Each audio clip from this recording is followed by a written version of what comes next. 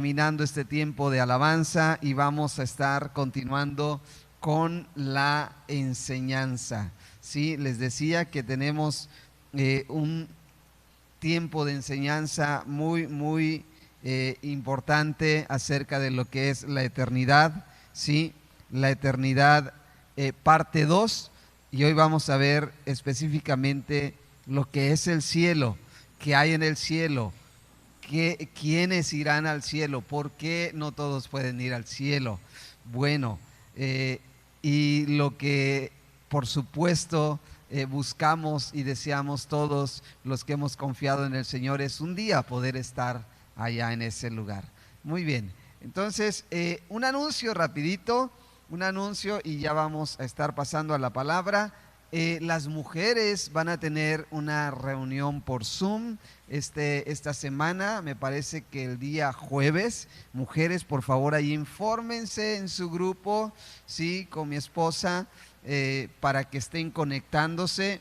Los varones también tenemos reunión jueves, precisamente a las 7:30 de la tarde, no, 8 de la tarde, sí. Los varones nos vemos también en nuestra reunión a las 8 de la tarde, bueno, ya anoche, el jueves, sí. Y el miércoles tenemos oración a las 7:30, viernes nuestra reunión de altar familiar en casa, también a las 7:30, sí.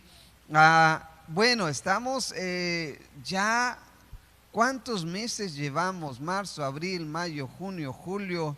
4 meses, una cuarentena que se ha alargado a 4 meses. Qué increíble. Desde que esto inició, yo les he estado compartiendo y sigo afirmándolo, que Dios ha estado permitiendo todo esto para que toda su creación, tanto hijos como su creación, realmente estemos a cuentas con Él. Algo a nivel mundial, algo que esté afectando todo el mundo, no puede suceder sin que sea permitido por Dios. Escuche, algo que sucede en la tierra, si aún las cosas mínimas, dice la palabra de Dios que una hoja no cae, un pajarillo no muere sin la voluntad de Dios. Ahora imagínese que esto que está sucediendo a nivel mundial, este parón a nivel mundial, ¿cómo va a estar sucediendo fuera de la voluntad de Dios? Claro que Dios está permitiendo esto, y si lo está permitiendo es por un propósito. Y el propósito aquí es muy claro. Dios está llamando a cuentas a su creación e incluso a su iglesia. Entonces es tiempo de que realmente recapacitemos. No son tiempos de estarnos quejando ni contra las autoridades, ni contra nadie, y menos contra Dios. Es tiempo de ponernos a cuentas, es tiempo de buscar a Dios, es tiempo de aprovechar los días para estar también más con la familia. Es tiempo de buscar realmente la presencia de Dios. Eso es lo que Dios anhela en todo esto. Y si nosotros no entendemos eso, entonces un día que esto ya se medio normalice y volvamos un poco, digamos, a la rutina de antes, porque tarde o temprano va a haber una vacuna para esto. De hecho, ya dicen que la vacuna ya casi está lista. No es parte de la prédica esto todavía, no lo van a estar grabando como la prédica. Ya se dice que ya están casi por finalizar la vacuna. Entonces va a haber una vacuna, todos nos vamos a vacunar, y ahora sí, todos ya podemos salir felices y contentos sabiendo que ya estamos vacunados y que ya difícilmente nos va a afectar este virus. Pero la pregunta es, cuando eso suceda, ¿habremos aprendido la lección que Dios nos quiso dar en todo esto? ¿O seguiremos en el mismo rumbo? ¿Seguiremos con el mismo estilo de vida? ¿Seguiremos con nuestro mismo distanciamiento de Dios? Ante Dios no debe haber sana distancia, al contrario, debe haber íntima comunión. Y si nosotros salimos de esto y seguimos distanciados de Dios, porque hay estadísticas muy crudas, muy duras, y se dice que en la iglesia a nivel mundial regularmente menos del 30% son las personas en la iglesia que llevan una vida realmente en comunión con Dios, es decir, con una lectura de la Biblia continua y con una comunión, oración continua con Dios en sus casas. Menos del 30% en toda la iglesia mundial son las personas que realmente tratan de llevar una vida en comunión con Dios. ¿Qué pasó con ese 25 o hasta 80% de los que nos decimos hijos de Dios o que nos decimos la iglesia de Cristo, que ni siquiera tiene comunión con Dios, que ni siquiera lee la Biblia? La pregunta es, ¿ese 80% aprenderá la lección o seguirán igual? Hoy en día, ese 80% realmente ya estableció un tiempo de orar, de leer la Biblia, de estar en comunión con Dios, o siguen igual. ¿Cómo estamos tomando todo esto? Eso es lo realmente importante. Si esto no cambia realmente nuestra forma de pensar y nuestro estilo de vida y nuestra comunión con Dios, entonces en vano fue para ti todo esto. Y si no aprendemos con esto, entonces ¿con qué aprenderemos? Esa es la pregunta. Quise dejar esto antes de iniciar la enseñanza. Ahora sí vamos al tema. Y quiero que oremos antes. Padre, te damos gracias, te bendecimos. Te damos a ti toda la gloria, toda la honra y toda la alabanza. Señor, tú eres bueno, tú eres el Dios creador de toda la tierra. Hoy nos rendimos a ti, buscamos tu rostro y te pedimos tu guianza en el nombre de Jesús. Bien, la eternidad parte 2, el cielo. Estuvimos compartiendo el domingo anterior qué es el infierno, ¿sí? Cuando oiga la palabra infierno, ¡ay, el infierno! Pues sí, es un lugar de tormento, es un lugar de tormento eterno. Pero decía yo que algo tan importante es que hoy en día incluso en las iglesias de Cristo ha desaparecido este tema. Parece que los pastores, entre menos hablemos del infierno y menos hablemos del pecado y menos hablemos de la obediencia y guardar los mandamientos de Dios, pareciera que es mejor. ¿Por qué? Porque hoy en día la iglesia no quiere oír esos temas, no quiere oír que existe un infierno, no quiere oír la consecuencia del pecado, no quiere oír el que debemos ser obedientes. Se fue el sonido aquí, por lo menos, Gil, chica, que no se esté yendo allá afuera.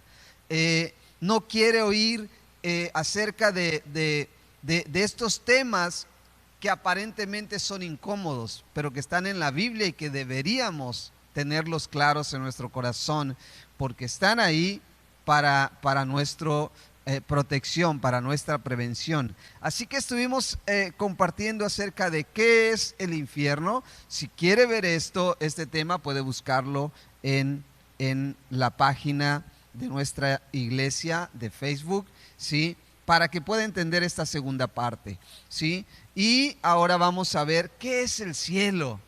¿Qué es el cielo? Gloria al Señor, que si existe un infierno, gloria a Cristo, que existe el cielo, que es donde realmente queremos ir y queremos habitar con Dios, ¿sí? Estuvimos tomando como base el domingo anterior la escritura en Lucas capítulo 16 y versículo 19. Y nada más quiero leer un poquito para entrar nuevamente, porque es la base también de esta segunda parte.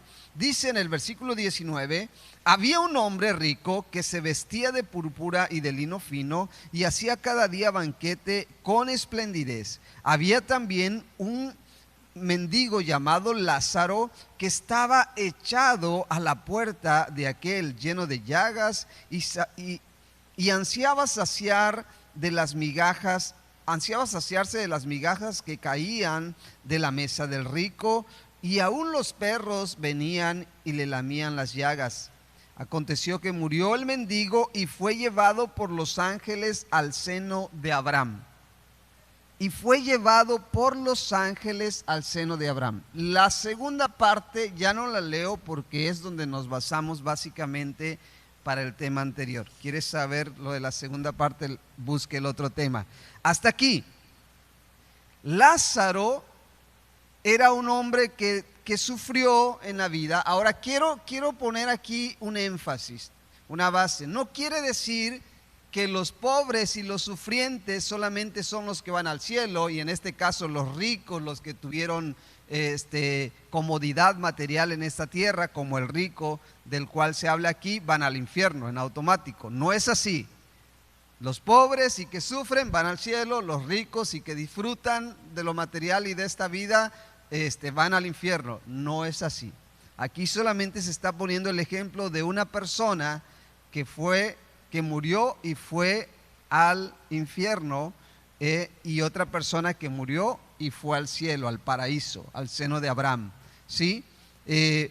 Pero no es una regla, pobres y sufrientes al cielo, ricos y cómodos en esta vida al infierno. La diferencia es si nosotros realmente aceptamos el sacrificio de Jesucristo y buscamos hacer su voluntad en esta tierra. Esa es la verdadera diferencia para ir al cielo o no, que lo vamos a ver un poco más adelante. Pero este hombre llamado Lázaro, que sí vivió una vida con padecimientos, una vez que murió fue llevado por los ángeles. Cuando los hijos de Dios, los que vayamos al cielo por la gracia de Dios y no por nuestras propias obras, cuando dejemos este mundo, ángeles vendrán y tomarán nuestras almas y las llevarán al paraíso. Eso es lo que sucede inmediatamente a un hijo de Dios que vivió conforme a su voluntad. Una vez que muere, inmediatamente ángeles vienen, toman su alma y lo llevan al paraíso. Como el Señor Jesucristo le prometió a este hombre que murió crucificado a un lado de él y dijo: acuérdate de mí cuando vengas en tu reino. Sí, y él dijo: de cierto te digo que hoy mismo estarás conmigo en el paraíso. Hoy, en cuanto mueras aquí, tú irás conmigo al paraíso. Sí. Entonces esa es la promesa para los hijos de Dios, y tú quieres esa promesa y Dios la tiene para ti. Hay un testimonio de un hombre de Dios de Colombia que conocí hace unos años atrás, que estuvimos en Colombia, un gran predicador, pastor, un hombre que ha impactado a miles en Colombia, y él cuenta en uno de sus libros que él en su juventud, adulta pero juventud, recién casado, dice que en una ocasión él estaba yendo a su casa y pasó, siempre tenía que hacer un recorrido, creo que venía de su trabajo, no recuerdo exactamente de dónde, pero iba hacia su casa, y en ese recorrido él pasaba cerca de un panteón. Y mientras él va caminando, resulta que cuando pasa cerca del panteón, hay un hombre que lo empieza a perseguir. Y una vez que él se da cuenta que lo está persiguiendo, pues está alerta, pero pues sigue caminando. Entonces el hombre se le acerca sin avisar, corre tras él y se le acerca por la espalda y lo apuñala varias veces. De tal manera que él cayó y como pudo se volvió a levantar, corrió, se le escapó a este hombre y empezó a desangrarse porque le dio varias puñaladas. Simplemente un hombre desconocido lo siguió, lo apuñaló y estaba ya al borde de la muerte. Entonces él, una vez que corrió y este hombre ya dejó de seguirlo, hoy en día es un pastor reconocido en Colombia. Su iglesia es como de 80,000 personas. Entonces va corriendo y ya no puede más, y dice que cayó porque se estaba desangrando. Y una vez que él cayó, dice que él sintió que entró como en un sueño, se desvaneció. Y entonces, en cuanto él se desvanece y siente que se duerme, inmediatamente siente que despierta otra vez. Pero en cuanto despierta, ahora ve los ángeles de Dios, y los ángeles de Dios vinieron por él y ya se lo estaban llevando al cielo. Y entonces este hombre dice que él reaccionó y dijo: ¿quiere decir que ya me morí? Porque él sabía esto, él sabe precisamente, pues ya él conoce de Dios. Y él dijo: ya estoy muerto, los ángeles ya me llevan al cielo. Y dice que cuando él estaba siendo ya literalmente llevado por los ángeles, él clamó a Dios y dijo: Dios, yo tengo una esposa en esta tierra y todavía es joven, y me parece que ya tenía su primera hija. Y dijo: y tengo mi hija, Señor, y ellos me necesitan. Dame una segunda oportunidad, dijo Dios, y te voy a servir con todo mi corazón, pero todavía no me lleves. Y cuando él dijo eso, dice que volvió a despertar otra vez ya en su cuerpo. Y como pudo, se levantó de nuevo, llegó, lo auxiliaron y pasó al hospital, por supuesto lo llevaron, y por la gloria de Dios sobrevivió a este ataque y hasta hoy en día vive. Pero él dice que él experimentó cómo ya había muerto y los ángeles ya se lo estaban llevando al cielo. Y él clamó a Dios pidiendo una segunda oportunidad para estar en esta tierra. Y Dios le dio esa segunda oportunidad, lo regresa y sigue viviendo hoy en día. Entonces, es un hecho, amados hermanos, que cuando nosotros partamos de esta tierra y estamos con Cristo y hemos recibido a Cristo como nuestro Señor, nuestro Salvador, los ángeles vendrán por nuestras almas y nos llevarán al cielo, así como lo fue con Lázaro, ¿sí? Ahora bien, vamos a ver cómo es el cielo, qué hay en el cielo, qué es lo que sucede en el cielo hoy en día y qué sucederá una vez que estemos nosotros. Es un tema, por supuesto, amplísimo, así que quiero darlo lo más resumido posible y por supuesto sí voy a estar tocando varios textos bíblicos. Primero, el cielo es la morada de Dios, ¿sí? El cielo es el lugar donde Dios habita. Y dice la Biblia lo siguiente, ¿sí? Vosotros pues oraréis así, hablando el Señor Jesucristo cuando le enseñó el Padre Nuestro a sus discípulos: Padre nuestro que estás en el cielo, santificado sea tu nombre, venga tu reino y hágase tu voluntad. ¿Sí? Padre nuestro que estás en el cielo. Dios habita en todas partes. Él está hoy mismo aquí, su presencia está aquí. Él lo llena todo, ¿sí? El salmista David decía: ¿a dónde me iré de tu presencia? ¿A dónde? Si yo me fuere a donde me fuere, incluso al mismo Seol, tú estás ahí. Es decir, Dios lo cubre todo. La presencia de Dios lo cubre y lo llena todo. Mas sin embargo, Él tiene un lugar el cual se considera su morada, su trono, y ese es el cielo. El mismo Señor Jesucristo dijo: Padre nuestro que estás en el cielo, ¿sí? También la Biblia nos enseña, Hechos 7:49, el cielo es mi trono y la tierra el estrado de mis pies. ¿Qué casa me edificaréis? Dice el Señor, o cuál es el lugar de mi reposo, haciendo esto referencia cuando Salomón construyó el templo para Dios, ¿sí? Entonces, el cielo es mi trono, dice el Señor, el Dios creador del universo. También la Biblia nos enseña en Hechos 7:49,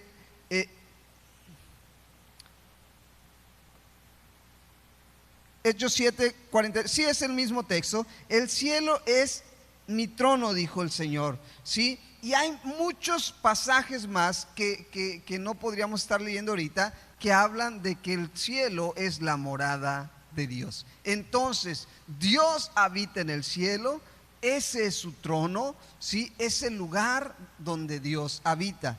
Ahora, muy bien, hay al menos 3 o 4 cielos. Hay al menos 3 o 4 cielos, ¿sí? De hecho, los judíos dicen que hay 7 cielos, ¿sí? Pero la Biblia habla de los cielos de los cielos. Entonces, el cielo hasta cierto punto tiene como varios sectores, ¿sí? Hay varios cielos, ¿sí? Porque la Biblia habla de los cielos de los cielos. Mire lo que dice Salmo 148, 3 al 4. Alabadle sol y luna, alabadle vosotras todas lucientes estrellas, alabadle cielos de los cielos, cielos de los cielos. Eso significa cielos sobre cielos, cielos de los cielos. Es decir, hay cielos sobre cielos. Hay por lo menos 3 o 4 cielos, ¿sí? Los judíos dicen que son 7. Bien, la Biblia también nos enseña en Deuteronomio 10:14, he aquí que Jehová tu Dios, de Jehová tu Dios son los cielos y los cielos de los cielos, la tierra y todas las cosas que hay en ella. Por último, Nehemías 9:6 dice, tú solo eres Jehová, tú hiciste los cielos y los cielos de los cielos con todo su ejército, la tierra y todo lo que está en ella, los mares y todo lo que hay en ellos, y tú vivificas todas estas cosas, y los ejércitos de los cielos te adoran. Los ejércitos de los cielos te adoran. Vamos a ver también entonces que en el cielo existe un ejército, ¿sí? De hecho, en el cielo existe un reino. El cielo se rige por un reino, gobernado por un rey. En el cielo existe un reino gobernado por un rey.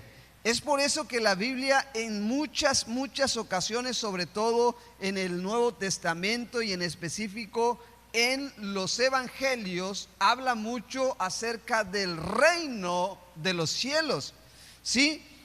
Así que vamos a ver que en el cielo existe un reino y es gobernado por un rey.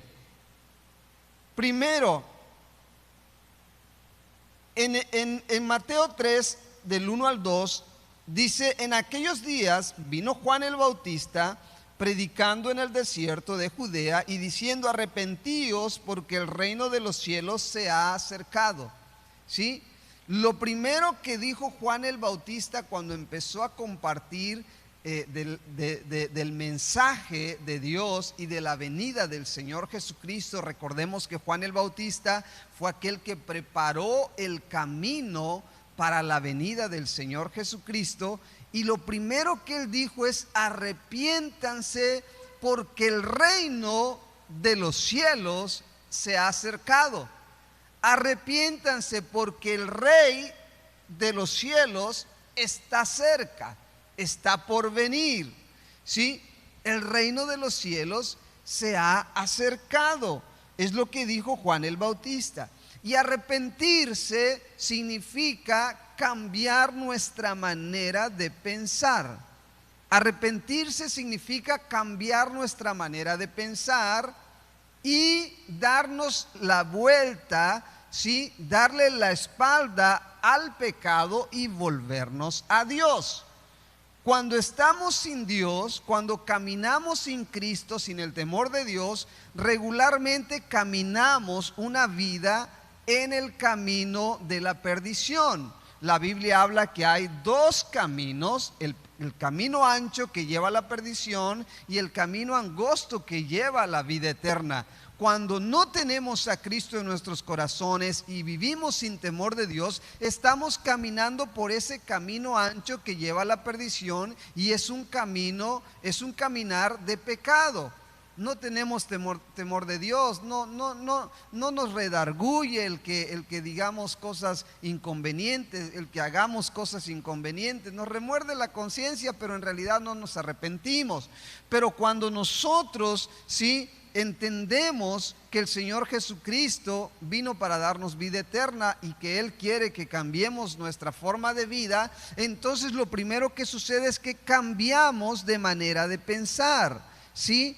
Y eso significa arrepentirnos. Y si yo estaba caminando en ese camino de perdición, ahora tengo que darme la vuelta y caminar hacia Dios, darle la espalda al pecado, a la desobediencia, a la rebelión contra Dios, a mi propia voluntad, y caminar hacia Cristo. Es por eso que Cristo dijo: si alguno quiere venir en pos de mí, tome su cruz cada día, niéguese a sí mismo y sígame. ¿Sí? Y ahora nosotros tratamos de seguir a Cristo como discípulos de Dios, como hijos de Dios. Eso significa arrepentirnos, cambiar nuestra manera de pensar y de vivir, ¿sí? Y Juan dijo: arrepiéntanse porque el reino de los cielos se ha acercado, el rey de los cielos está cerca. Qué curioso que cuando el Señor Jesucristo inició su mensaje, su ministerio, fue exactamente con el mismo mensaje que inició, ¿sí? En Mateo 4:17, después de que el Señor Jesucristo fue al desierto para estar ayunando ante el Padre por 40 días, y en ese tiempo también Él fue tentado por el diablo, ¿sí? Después de eso, Él inició su ministerio, y lo primero que Él dijo fue exactamente lo mismo que dijo Juan el Bautista. Mateo 4:17 dice: desde entonces comenzó Jesús a predicar y a decir: arrepentíos porque el reino de los cielos se ha acercado. Exactamente lo mismo que Juan el Bautista. Arrepiéntanse porque el reino de los cielos se ha acercado. Cambien su manera de pensar, dejen el pecado, dejen la maldad, dejen el asesinato, dejen las cosas que no convienen y vuélvanse hacia mí, ¿sí? Luego, cuando el Señor Jesucristo envía a sus discípulos, lo primero que les encarga es que lleven el mensaje, y les encarga exactamente el mismo mensaje de inicio que tuvo Juan y que tuvo él. Dice en Mateo 10:5 y 7-8: a estos 12 envió Jesús y les dio instrucciones diciendo: por camino de gentiles no vayáis, y en ciudad de samaritanos no entréis, y yendo predicad diciendo: el reino de los cielos se ha acercado. Sanad enfermos, limpiad leprosos, resucitad muertos, echad fuera demonios, de gracia recibisteis, dad de gracias. Vayan y prediquen diciendo: el reino de los cielos se ha acercado. El rey de los cielos está aquí. Él ya vino, y vino para entregar su vida en sacrificio para que fuésemos salvos de nuestros pecados. Exactamente el mismo mensaje de Juan, del Señor Jesucristo, y ese es el mismo mensaje que nosotros tenemos que llevar a la humanidad. Arrepiéntanse. Aquellos que quieren que siempre solamente se les hable de Dios te ama, Dios te prospera, Dios te bendice. Claro que Dios nos ama, nos prospera, nos bendice, nos protege y todo lo demás. Pero lo primero que necesitamos saber es arrepentirnos. El que está caminando sin Cristo, lo primero que necesita saber es que necesita arrepentirse de sus pecados y volverse a Dios. Ese fue el mensaje que el Señor Jesucristo le instruyó a sus discípulos. Ese fue el mensaje que Él compartió al iniciar su ministerio. Ese fue el mensaje de Juan para preparar su venida, la venida del rey. Entonces en el cielo existe un reino y existe un rey. Dios ha puesto todo bajo los pies, bajo el dominio de su Hijo amado, del Señor Jesucristo. Dios ha establecido un reino y Él ha heredado ese reino a su Hijo, a Jesucristo. Así que el Señor Jesucristo es considerado como el rey del reino en los cielos. Dios le concedió ese gobierno. A Él lo exaltó una vez que Él se hizo siervo, una vez que Él obedeció, que fue a la cruz, que fue a la muerte y muerte de cruz y resucitó. Entonces Dios lo puso como soberano, todo lo puso bajo Él. Su reino lo delegó al Hijo. Qué interesante, ¿sí? Ahora bien, el reino en los cielos tiene herederos. Así como el Señor Jesucristo vino a ser el heredero principal del reino de los cielos, ahora resulta que también el Padre tiene a herederos para ese reino. ¿Sí? Primero, la Biblia dice en Mateo 19, 13 al 14, entonces le fueron presentados unos niños para que pusiesen las manos sobre ellos y orasen. ¿Sí? Y los discípulos les reprendieron, pero Jesús les dijo: dejad a los niños venir a mí y no se lo impidáis, porque de los tales es el reino de los cielos. Los niños son los principales herederos del reino de los cielos. Ahora bien, y hablamos de niños en general, aún niños de hijos no cristianos, cuando están ellos en una cierta edad.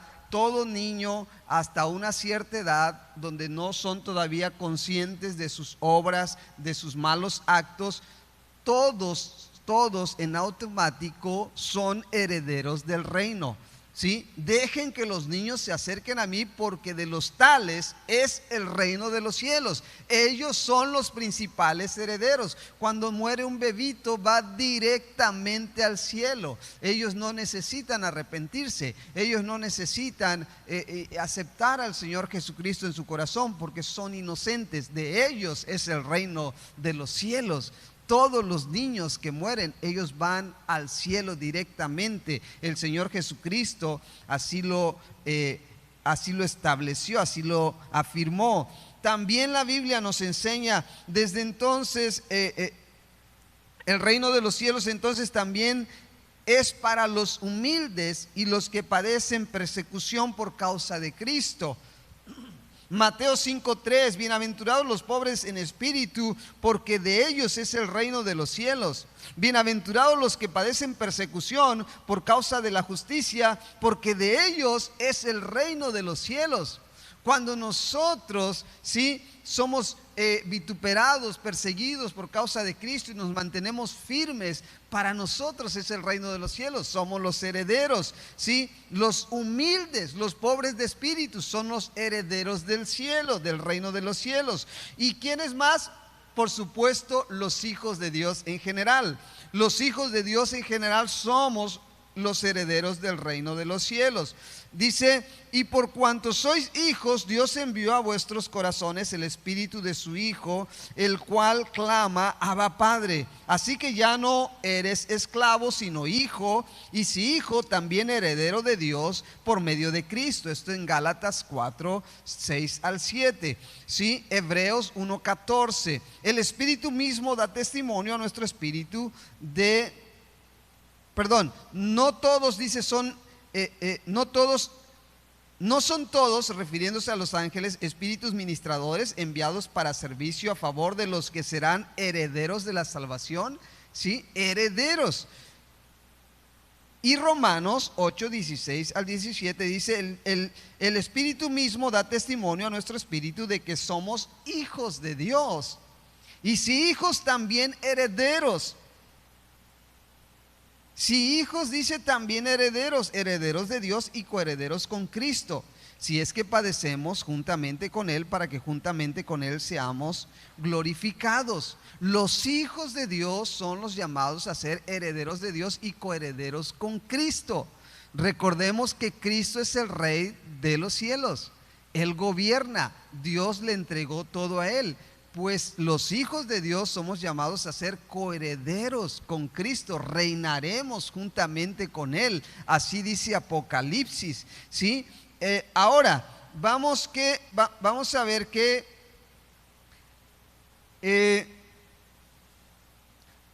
hay seres humanos que han ido al cielo y han regresado. En la Biblia, Pablo narra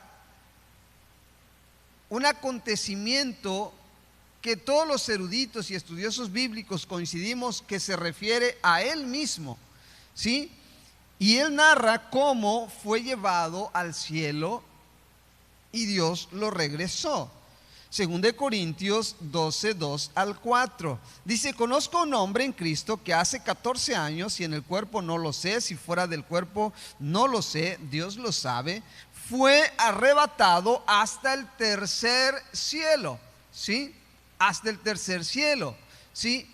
Cuando la Biblia habla del tercer cielo, por supuesto, también entendemos que hay cielos, ¿sí? Los cuales no son en sí el trono de Dios. Por ejemplo, existe un segundo cielo. El primer cielo se le conoce como lo explorado por el hombre, ¿sí? Todo lo que alcanzamos a ver y explorar. El segundo cielo se le considera y es el lugar de tinieblas, es un mundo de tinieblas donde reina el enemigo. Y del tercer cielo hacia arriba está el trono de Dios, y ahí es donde también la Biblia establece que hay más cielos. Pablo fue arrebatado al tercer cielo. Ahora, cuando la Biblia habla del tercer cielo, también se refiere a los cielos en plural del trono de Dios, ¿sí? Entonces Pablo fue arrebatado al tercer cielo, ¿sí? Mire lo que dice. Seguimos leyendo en 2 de Corintios, ¿sí? Y conozco a tal hombre, dice, si en el cuerpo no lo sé o fuera del cuerpo no lo sé, que fue arrebatado al paraíso, donde oyó palabras inefables que no le es dado al hombre expresar. Es decir, Pablo fue arrebatado hasta el tercer cielo, hasta el paraíso, y Dios lo regresó. Muchos dicen que esto aconteció una vez que Pablo fue apedreado, me parece, quedó como muerto, y entonces Dios lo llevó en el espíritu, por supuesto. Ahora imagínese la velocidad a la cual viajamos en el espíritu, ¿sí? La estrella más cercana a la Tierra es la famosa Próxima Centauri, y está aproximadamente a 4.5 años luz de la Tierra. Es decir, la luz viajando a 360,000 kilómetros por segundo durante 4 años y medio, y hasta entonces llegamos a la estrella Próxima Centauri, ¿sí? Imagínese la distancia que hay, ¿sí? Sin embargo, en el espíritu el apóstol San Pablo fue llevado inmediatamente y ya está en el tercer cielo. Atravesó todo lo que son las galaxias, las estrellas, todo lo demás. Atravesó el segundo cielo, y el tercer cielo llegó en un instante. En el espíritu las distancias, ¿sí?, naturales prácticamente no existen. Es por eso que Dios está en todas partes, ¿sí? Cuando seamos arrebatados, cuando seamos llevados, dice que en un abrir y en un cerrar de ojos, ¿sí?, seremos arrebatados, ¿sí?, en un instante. Cuando Dios venga por su iglesia, será llevada, y en un instante estaremos con Él en el cielo. ¡Qué increíble! Así es como se viaja en el espíritu. Así es como fue llevado el apóstol San Pablo. Así que el apóstol San Pablo fue llevado al cielo, al paraíso, y él oyó cosas que aquí ni siquiera se pueden pronunciar. Miró cosas de lo cual él quedó asombradísimo, ¿sí? Así que por lo menos en la Biblia se hace esta narración de este hombre que fue llevado al tercer cielo y luego regresó para seguir viviendo en la tierra, ¿sí? Ahora bien, en el cielo no habrá casamientos. Alguien pensará, ¿se casarán en el cielo? No, en el cielo no habrá casamientos, ¿sí? La Biblia nos enseña de que hubo una situación en la cual una mujer enviudó 7 veces. Esta mujer sí que tenía muchos años de vida, ¿sí? Se casó, murió su primer esposo, volvió a casarse, enviudó segunda vez, tercera vez, volvió a casarse y hasta el séptimo que se casó con él después de haber enviudado 6 veces, ya con ese por fin murió, ¿sí? Siete maridos de esta mujer que habla en Marcos, y por supuesto entendemos los que entendemos la palabra de Dios, sabemos por qué se casó con tales hombres. No quiero mencionarlo ahorita, pero en ese tiempo la costumbre era así. Mas sin embargo, el punto es que esta mujer enviudó 6 veces y se volvió a casar. Y entonces le preguntan al Señor Jesucristo, bueno, una vez que esté en el cielo, si ella fue esposa en la tierra de estos 7 hombres, porque enviudaba cada vez que se casaba, pobre, yo me imagino ya cuando era el tercer marido, ya enviudó 2 veces. Y ya el tercer marido como que, ay caray, no quiero ser el tercero. Pues sí, fue el tercero. Luego ya enviudó 5 veces. Y el sexto, ay caray, ¿cómo? Cada hombre que se casa con esta mujer se muere. Pues ahí va también, enviudó también, hasta que llegó al séptimo. Y ahí ya por fin paró, ya no volvió a enviudar, sino que los 2 murieron. Y le preguntan al Señor Jesucristo, en el cielo, ¿de quién de los 7 será esposa? Y mire lo que les contesta el Señor Jesucristo. Entonces respondiendo Jesús les dijo, no erráis por esto, porque ignoráis las Escrituras y el poder de Dios. Porque cuando resuciten de los muertos, ni se casarán ni se darán en casamiento, sino serán como los ángeles que están en los cielos. ¡Qué increíble! Cuando resucitemos de los muertos, dice, ya no habrá casamientos. Allá en el cielo, la única boda que habrá es la boda del Señor Jesucristo, del Cordero de Dios y su iglesia, ¿sí? Esa es una boda que se llevará a cabo en el cielo, ¿sí? Una vez Dios a mí me permitió ver en visión una mesa que no tenía fin, y veía yo personas a un lado y a otro sentados con un gozo, con un brillo en su rostro y manjares en toda la mesa, y yo la veía de un lado y no tenía fin. Una mesa espléndida, totalmente reluciente, y wow, yo estaba maravillado, y gente por todos lados, pero en una fiesta, no una fiesta como aquí en el mundo de placer, sino una fiesta de gozo, donde todos hablaban y todos estaban gozosos, con un brillo en su rostro. Y de repente vuelvo y digo, Señor, ¿qué es esto? Y Dios me dijo, así serán las bodas del Cordero. Una mesa que no tenía fin, un gozo inefable en los que estaban ahí. ¡Wow! ¡Qué bendición! Y tú y yo estamos convidados para estar ahí. Depende de ti, depende de tu decisión. ¿Por quién vas a decidir? ¿Vas a decidir por Cristo para que Él sea tu Señor, tu Dios, tu Salvador? ¿Vas a permanecer con Él hasta el final, como dice la Biblia? Porque quienes permanecen con Él hasta el final, esos serán salvos, ¿sí? La decisión está en ti. Tú estás invitado a esas bodas. Tú estás invitado a estar con el Padre en la eternidad, en el cielo. Pero depende de ti. que tú le entregues tu vida a Jesucristo, que camines con Él hasta el final. Es ahí cuando tú eres heredero de esa promesa. Pero si hay personas que toman la actitud del rico, que simplemente viven su vida en esta tierra alejados de Dios, sin entendimiento de Dios, sin temor de Dios, sin el señorío de Cristo, viven para sus placeres, entonces lamentablemente su nombre no estará inscrito en el libro de la vida y no podrán entrar a las bodas del Cordero. Pero tú estás invitado, solamente necesitas decir: Señor, yo reconozco que necesito arrepentirme y necesito tu salvación, y entonces tú heredarás también la salvación, heredarás las promesas del cielo, ¿sí? Ahora, la Biblia también nos deja entender que en el reino de Cristo habrá más bien animales en el reinado mesiánico, ¿sí?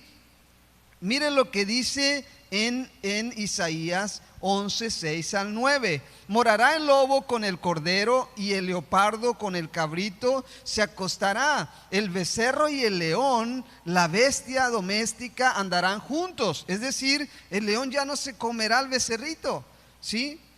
Y un niño los pastoreará. La vaca y la osa pasarán. Es decir, ya no habrá animales carnívoros, ¿sí? Dice que comerán pasto, tanto la vaca como la osa. Sus crías se echarán juntas, y el león como el buey comerán paja.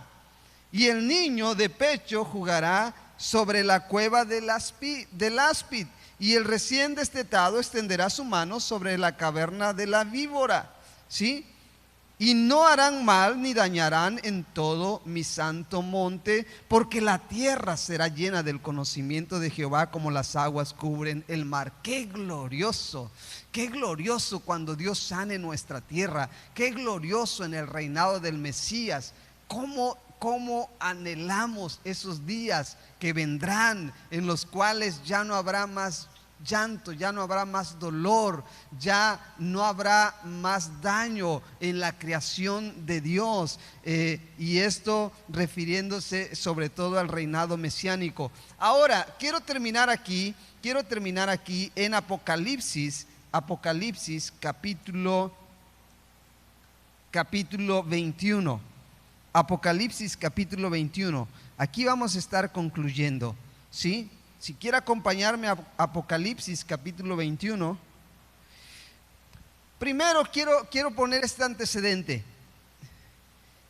Antes de que la vida eterna se concrete, digamos, la vida eterna ya existe, pero una vez que Dios establezca todas las cosas nuevas, ¿sí?, en la eternidad, antes de eso habrá un reinado en la tierra teológico, ¿sí?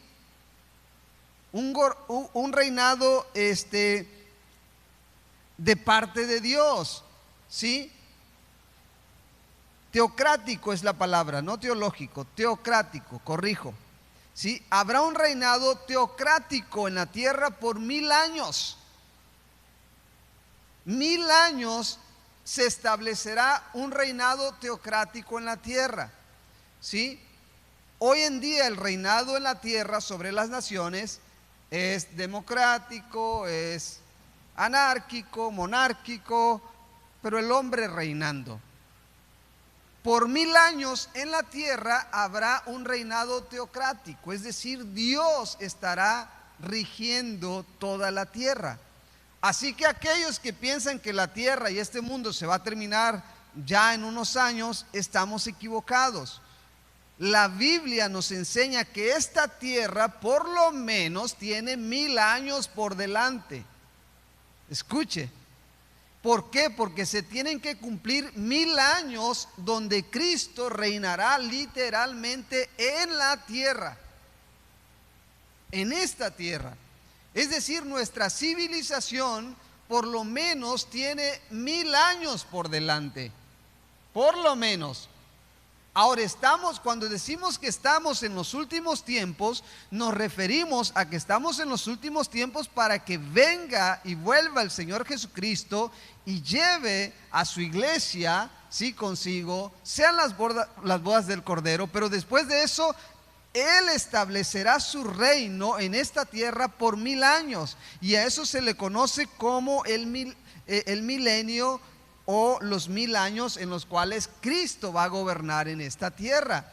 Y los que ya estemos con Él, estaremos también gobernando con Él. Qué interesante. Entonces nuestra civilización por lo menos tiene 1000 años de vida en esta tierra, porque los 1000 años se tienen que cumplir en esta tierra. Sin embargo, cuando esto suceda, mire lo que dice la Biblia en Apocalipsis capítulo 21, dice: vi un cielo nuevo y una tierra nueva, porque el primer cielo y la primera tierra pasaron y el mar ya no existía más. Y yo, Juan, vi la santa ciudad, la nueva Jerusalén. Mire, cuando lea esta parte, gócese con lo que está oyendo, ¿sí? La nueva Jerusalén descender del cielo de Dios, dispuesta como una esposa ataviada para su marido. Y oí una gran voz del cielo que decía: he aquí el tabernáculo de Dios con los hombres, y Él morará con ellos, y ellos serán su pueblo, y Dios mismo estará con ellos como su Dios. Enjugará Dios toda lágrima de los ojos de ellos, y ya no habrá muerte. Diga conmigo: gloria a Dios. Ya no habrá muerte. En la eternidad ya no habrá muerte, no habrá más llanto, no habrá más dolor. Dice que Él enjugará toda lágrima de aquello, las lágrimas representadas por el sufrimiento de esta tierra. Él enjugará esas lágrimas, el dolor que hayamos pasado en esta vida. Él nos consolará, y dice que ya no habrá más muerte, ni habrá más llanto, ni clamor, ni dolor, porque las primeras cosas pasaron. Diga conmigo: gloria a Dios. Y el que estaba sentado en el trono dijo: he aquí, yo hago nuevas todas las cosas. Y me dijo: escribe, porque estas palabras son fieles y verdaderas. Y me dijo: hecho está, yo soy el alfa y la omega, el principio y el fin. Al que tuviere sed, yo le daré gratuitamente de la fuente del agua de vida, esta fuente de la cual el Señor Jesucristo le habló a la mujer samaritana, de la cual cuando bebemos no tenemos sed jamás. El que venciere heredará todas las cosas. El que venciere heredará todas las cosas. ¿Quiénes son los vencedores? Los que caminamos con Cristo hasta el final, los que no desistimos, los que no nos desanimamos, los que no nos volvemos atrás, aquellos que permanecemos hasta el final confiando en Dios, no importa que venga, aquellos que no somos separados de Dios ni por hambre, ni por pestilencia, ni por tribulación, ni angustia, ni espada, ni ángeles, ni nada creado por Dios, sino que permanecemos con Cristo.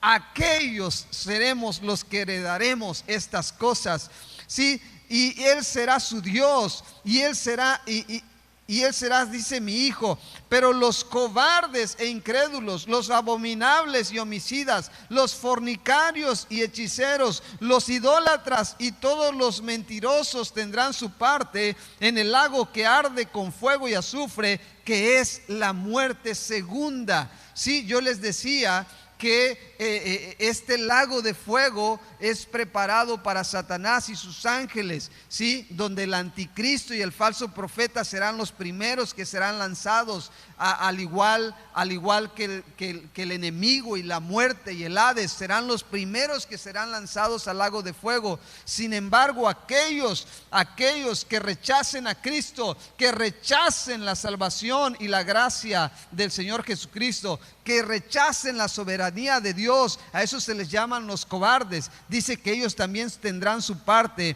en el lago de fuego, el cual es la muerte segunda. También les hablaba de que existen 3 muertes: la muerte espiritual, la muerte física y la muerte segunda. La muerte segunda es la muerte eterna, la separación eterna de Dios, la vida alejada de Dios eternamente, separada de Dios. Esa es la muerte segunda, ¿sí? Vino entonces a mí uno de los 7 ángeles que tenían las 7 copas llenas de las 7 plagas postreras, y habló conmigo diciendo: ven acá, yo te mostraré la desposada, la esposa del Cordero. Tú quieres estar ahí, tú quieres ser parte de la esposa del Cordero, gloria a Dios. Y me llevó en el espíritu a un monte grande y alto, y me mostró la gran ciudad santa de Jerusalén, que descendía del cielo de Dios, teniendo la gloria de Dios, y su fulgor era semejante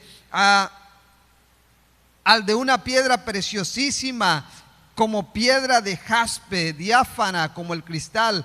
Tenía un muro grande y alto con 12 puertas, y en las puertas 12 ángeles y nombres escritos, que son los de las 12 tribus de los hijos de Israel. Al oriente 3 puertas, al norte 3 puertas, al sur 3 puertas y al occidente 3 puertas. Y el muro de la ciudad tenía 12 cimientos, y sobre ellos los 12 nombres de los 12 apóstoles del Cordero. Es por eso que se dice que los 24 ancianos que se muestran en la Biblia también representan a los 12 apóstoles y los 12 jefes o líderes de cada tribu. Estos vienen a ser los 24 ancianos, y aquí los menciona otra vez la Biblia. El que habla conmigo tenía una caña, el que hablaba conmigo tenía una caña de medir de oro para medir la ciudad, sus puertas y su muro. La ciudad se hallaba establecida en cuadro, y su longitud es igual a su anchura, y él midió la longitud con la caña 12,000 estadios. La longitud de la altura y la anchura de ella son iguales, ¿sí? 12,000 estadios son aproximadamente 1,000 millas, un aproximado, ¿sí? Y dice: y la anchura de ella son iguales, y midió su muro 144 codos de medida de hombre, la cual es de ángel. El material de su muro era de jaspe, pero la ciudad era ¿de qué? De oro puro. ¡Wow! ¡Qué increíble! La ciudad, dice, era de oro puro.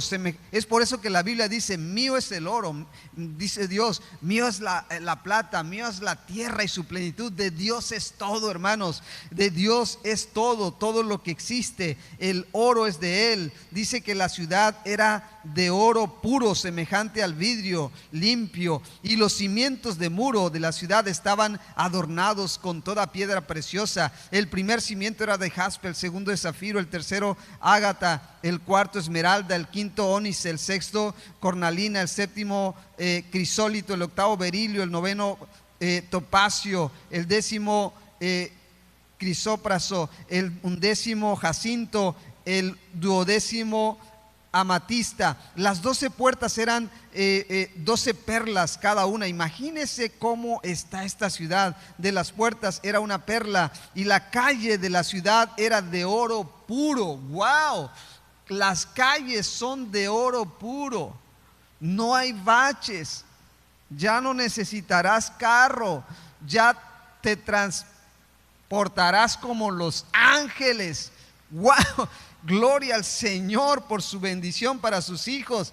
Y la calle de la ciudad era de oro puro, transparente como vidrio, y no vi en ella templo, porque el Señor Dios Todopoderoso es el templo de ella, y el Cordero. La ciudad no tiene necesidad de sol ni de luna que brillen en ella, porque la gloria de Dios la ilumina.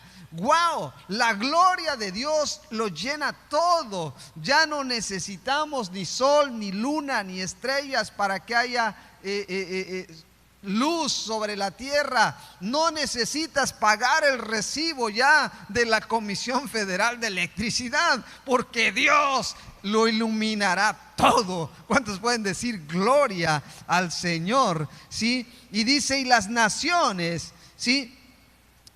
Y las naciones que hubieren sido salvas andarán a la luz de ella, y los reyes de la tierra tendrán su gloria y honor a ella. Sus puertas nunca serán cerradas de día, pues allí no habrá noche, y llevarán la gloria y la honra de Dios y la honra de las naciones a ella. No entrará en ella cosa inmunda, nada que no haya sido santificado y lavado con la sangre de Cristo entrará ahí, que hace abominación y mentira, sino solamente los que están inscritos en el libro de la vida del Cordero. Nada inmundo entrará en el cielo, nada inmundo entrará en la eternidad, solamente los que están inscritos en el libro de la vida del Cordero. Termino con esto. Solamente aquellos que estén inscritos en el libro de la vida podrán entrar al cielo. Y la Biblia dice claramente que Jesucristo es el único mediador entre el Padre y los hombres. Que Jesucristo es el único que puede dar vida eterna. Es Jesucristo el que nos puede dar acceso al cielo. Es Jesucristo el que nos da la potestad de ser hechos hijos de Dios. Y cuando nosotros aceptamos su señorío, su gobierno, su deidad y su salvación, entonces venimos a ser hijos de Dios, herederos de Dios, coherederos con Cristo y herederos de la vida eterna. Y entonces nuestros nombres son inscritos en el libro de la vida. Y solamente aquellos que estén sus nombres inscritos en ese libro que está en el cielo. Yo les hablaba que en el cielo hay por lo menos 2 libros: el libro de las obras y el libro de la vida. En el libro de las obras están escritas todas nuestras acciones en nuestra vida cuando estamos en esta tierra. Todas nuestras acciones, es nuestro historial. Ahí está todo nuestro historial, en ese libro de las obras. Y en el libro de la vida están los nombres de todos aquellos que serán salvos. Tal vez tú dices: yo no entiendo nada de esto. Si tú nos estás viendo por primera vez, tú dices: yo no entiendo nada de esto. Quiero decirte solamente una cosa. Hoy entrégale tu corazón a Jesús. Pídele a Dios que Él te salve. Pídele perdón. Arrepiéntete de tus pecados y tu nombre será inscrito en el libro de la vida. Muchos piensan o quieren hacer creer que para que yo obtenga la salvación, primero tengo que pasar años de cristiano y vivir una vida santa y entonces soy salvo. No, esos todavía siguen pensando en que la salvación se gana por nuestras obras. No es así. Desde el mismo momento en que tú te arrepientes y eres consciente que necesitas a un Salvador, desde ese mismo momento tú eres salvo. Y a partir de ahí, lógico, ahora necesitas vivir una vida acorde a un hijo de Dios. A partir de ahí vas a crecer, vas a madurar, vas a ser santificado. Pero tú eres salvo desde el mismo momento que eres consciente que estabas alejado de Dios, que eres consciente que necesitas la redención del Señor Jesucristo y le entregas tu corazón a Jesús, lo invitas a que more en tu corazón. Desde ese momento eres salvo, desde ese momento tu nombre está inscrito en el libro de la vida. Ahora te toca permanecer, ahora te toca ser guiado por Dios, hacer su voluntad, caminar como un discípulo de Dios. Pero la salvación es en el momento en que tú te arrepientes y te vuelves de todo corazón a Jesús. Hoy yo quiero invitarte, si es la primera vez que nos miras, o la iglesia, yo quiero invitar a la iglesia a que hoy reflexionemos de cómo está nuestro caminar en Cristo. Porque Pablo también nos habló, el apóstol, uno de los apóstoles nos habló que guardaremos nuestra salvación con temor y con temblor. Si ya eres salvo, si ya tienes a Cristo en tu corazón, afírmate. La Biblia dice el que ya está limpio, límpiese más. santifíquese. Y si tú no tienes a Cristo, yo quiero invitarte.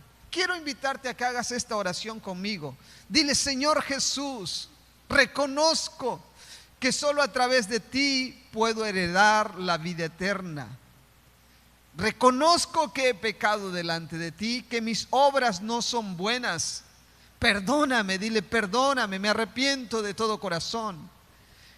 Te invito a que mores en mi corazón y seas mi Dios, mi Señor y mi Salvador. Espíritu Santo, entra en mi vida y ayúdame a caminar con Cristo hasta el final, porque quiero heredar la vida eterna. En el nombre de Jesús. Amén.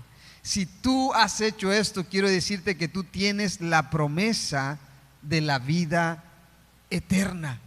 Ahora yo te invito que sigas nuestras transmisiones y sigas escuchando la palabra de Dios. Y una vez que ya regresemos a la iglesia, vente a la iglesia para que sigas creciendo en Cristo. Iglesia, afirmémonos en Dios, sabiendo que nuestra promesa del Padre es que un día estemos eternamente con Él, estemos donde ya no hay más llanto, ya no hay más dolor, ya no hay más tristeza.